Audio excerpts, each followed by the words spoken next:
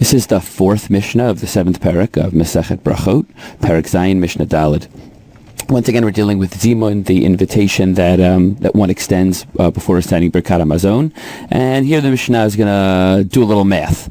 So you recall from previous Mishnayot that the minimum amount of people to make a Zimun is 3. And then at 10, the text of the invitation changes to include God's name.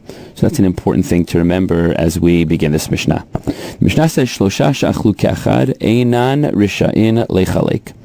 3 people that eat as one, meaning 3 people who eat a meal together, einan risha'in, the word rishut, they do not have permission lechalek to divide themselves.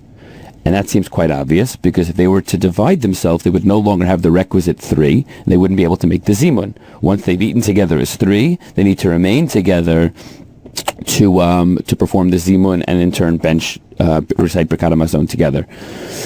V'chein arba'a v'chein chamisha, and similarly 4 people who ate together and 5 people who ate together would not be able to break up,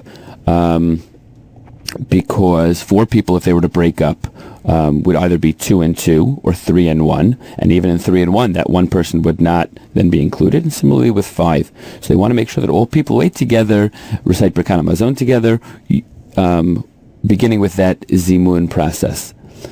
Shisha ad asara,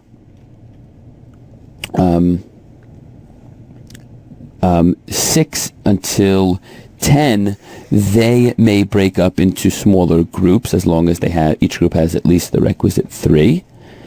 And then va'asara einan nachlakin ad sheyu esrim. And similarly, if you have 10 who now obligate themselves in that more elevated text of Nivarech Lelokenu, including God's name, einan nachlakin, they're not allowed to divide themselves, because then even if they made themselves into groups of at least 3, those groups would not be reciting the text of God's name, which they should be, and ad sheyu esrim, until you have 20, because then the 20 could of course divide into 2, each one being 10, each one being able to recite God's name.